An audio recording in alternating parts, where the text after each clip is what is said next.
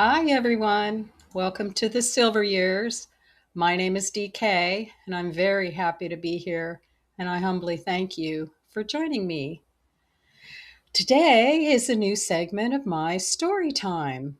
And for those who don't know, my story time is where I tell my story, usually unscripted and unedited, as a way to counter the ever changing official narrative of history, his story. Because no one, not even AI, can tell my life story as a direct reflection of the times in which I lived better than me. And this is where I'm telling it.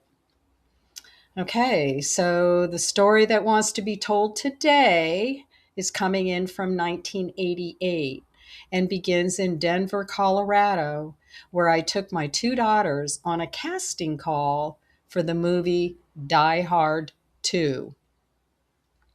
Of course, it all started months earlier when my oldest daughter, who was about 11 or 12 at the time, she began expressing a desire to go to Hollywood or be an actor. I don't think she was overly serious, but that was something that held her fascination. So she talked about it a lot and wanted to know, it was like she wanted me to take her to Hollywood. And my response was always, I didn't want to be a momager. I didn't want to be a mom manager. And I knew the demands it would take because I would have to be,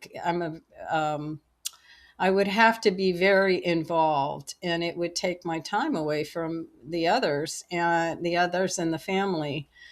So I would have been compelled out of devotion to my daughter to be that mom manager and front and center with everything that happened. So I told her basically that when she turned 18, and if she still felt she wanted to be an actor, then she could go to Hollywood as an adult. Of course, I didn't know about Hollywood like I do today. Okay, today it would be a big NO, period. It's Hollywood is not the place for anyone's child, period. I realized much later that we were saved from ourselves, but it all said it was kind of a passing fancy. But she talked about it for several months and seemed to have a real interest. So what happened later was one weekend morning, I saw an article in one of the local newspapers. I don't know if it was the Denver Post or the Rocky Mountain News, but it was in the arts and entertainment section of the paper when they used to have big write-ups about things. And in this article there was mentioned a big casting call for movie extras in the Denver area for the next Bruce Willis movie, Die Hard 2. Now, according to the article, the movie was going to be filmed at Denver's Stapleton Airport, which of course we know is no longer there. Now it's been replaced with Denver International Airport, DIA. So I mentioned it to my daughter and asked if she wanted to go. I thought, okay, well, we can have a little experience, Hollywood experienced here, right here, local. Do you want to go? And she did. The casting call, I believe, was on a weekend. And it was being held in a really large hotel, in an auditorium room in some large hotel in downtown Denver. So I packed up my oldest daughter, myself, and I did bring my youngest daughter. I needed to have her with me as well. And I think she was about 4 at the time. And I just figured we'd make a day of it. It was an experience, a very long day of it. Since we got there probably about 9 in the morning, and the line was already hours long outside the hotel, down the street, tons of people, tons of people. It didn't take long to realize in this line we were in forever that I was the only person in the line who planned ahead and brought some food and snacks for the day. To be honest, the only reason why I brought food and snacks was because of my youngest daughter, who was 4, and I knew she wouldn't last very long without something to eat, something to munch on. She was high energy and she needed sustenance constantly because of that high energy. And I knew she wouldn't last. So I packed food, and people around me, I'd be pulling out the food and the snacks, and they would all salivate. Oh my God, you were the smart one. Because nobody really knew how long the whole process would take. And I'll tell you what, I'm really glad I brought that food because everyone around us were hungry. And two, it was afternoon before we finally made it into the huge auditorium that held several hundred people at a time. That's how many people. I don't know how many sessions they'd had moving people through. I mean, there could have been 1,000 people easily. So they lined up everyone who came in against the wall to take a quick Polaroid snapshot, and they gave you a bio sheet to fill out. So they'd attach your Polaroid to the bio sheet, and you would turn that in as they explained the process as we sat through the whole seminar of what was happening. Even my youngest daughter, my little 4-year-old, had a bio sheet too. I don't think I had took a Polaroid, because I think what I did is I brought one of those JF Images headshots I had um, a few years before from my modeling experience. My And I did talk about that experience in my story time, the one of my first. It was titled, "What? Me? A Model?" I'll link that if you're interested. Anyway, that's the headshot I brought. I would guess that the production staff at this hospital had collected at least, like I said, 100 headshots with bios by the time the last potential extra left the auditorium at the end of a very, very long day. I wasn't very hopeful when we left, but I felt good about helping my oldest daughter have the experience that she wanted to have. So a while later, I don't know, maybe 6 weeks later, I got a phone call from the casting company. Thing is, it wasn't about the Die Hard movie.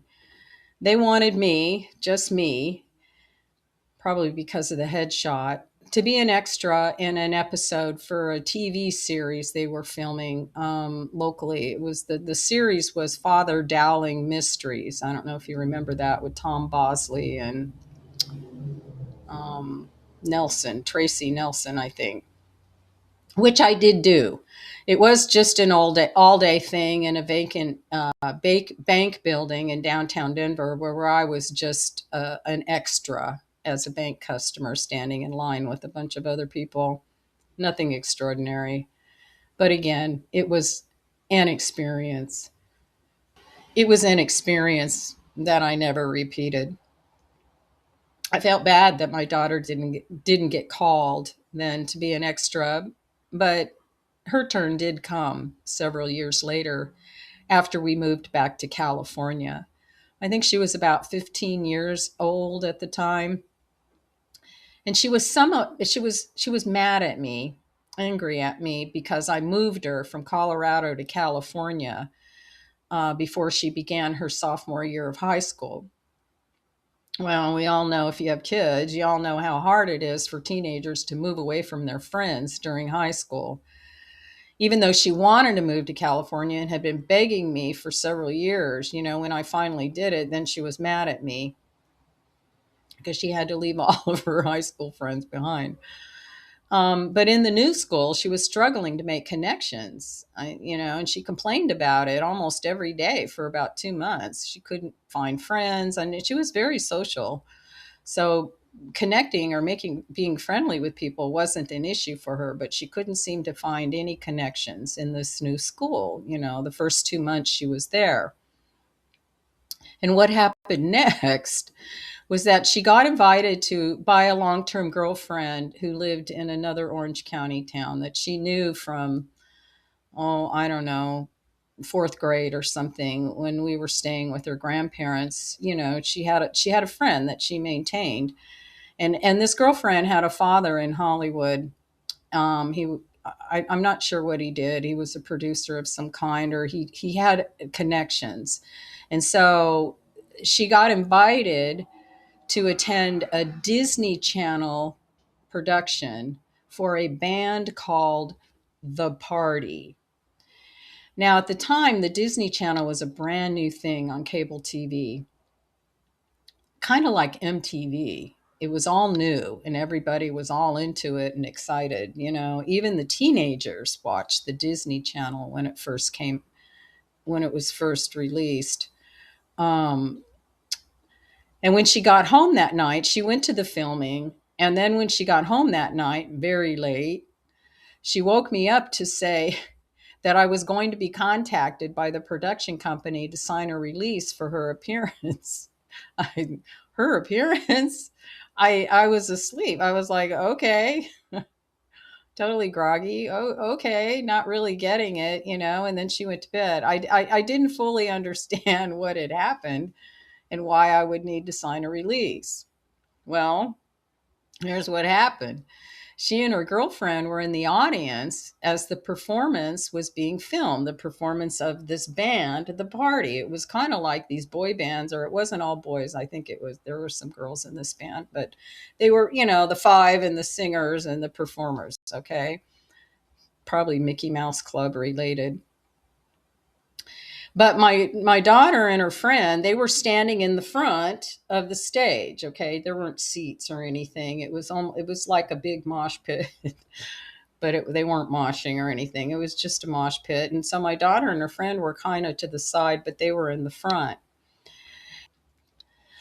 Well, there came a point in the performance when one of the boy band members, one of the boys, reached into the crowd to randomly pull a girl up onto the stage to sing a love song to her. And that girl was my daughter. They put a chair on the middle of the stage for her to sit while he sang this love song to her. Well, that was a fantastic experience for her and life changing, and not for the reasons you think. It was life changing because every Disney Channel promotion for the upcoming Thanksgiving special featuring the performance by The Party, every advertising clip, everything that they aired to promote this episode or this special event on the Disney Channel had my daughter in it. It was the clip of her being pulled on the stage, the clip of her being on the stage, every clip. And this advertisement aired every hour on the Disney Channel for about a month leading up to the Thanksgiving special. So it was through most of November, of her being up on the stage and being sang to. And so all of a sudden, people in her high school started stopping her in the hallway. They are you the one? They recognized her as the one on the advertisements for this particular performance by The Party, and they began stopping her and asking her if she was the one. So within weeks, she was no longer mad at me for moving her from Colorado, because now she had more friends than she could deal with because everybody recognized her. We did, once upon a time, we had a a VH videotape of the whole thing. I don't know where it is now. It's probably long gone, disappeared. The video's gone, but the memory clearly is not, because I'm talking about it. And I felt it was a real positive, life changing thing for her, and it really changed her life. And then she was definitely a lot happier. It was very magical. Maybe that was her 15 minutes. After that, she really did lose her whole interest in the Hollywood thing, and I was good with that. I was totally good with that. And like I said, knowing what I know about Hollywood today, I'm exceptionally good with that. So, in conclusion, And for whatever it's worth, this is my little protest against his story. This is me telling my story my way. For the record, it's my story and I'm sticking to it. And I would love to hear your stories as well. So please feel free to share your stories in the comments. Until next time, be well, choose love, and thank you. Thank you for listening. Goodbye for now.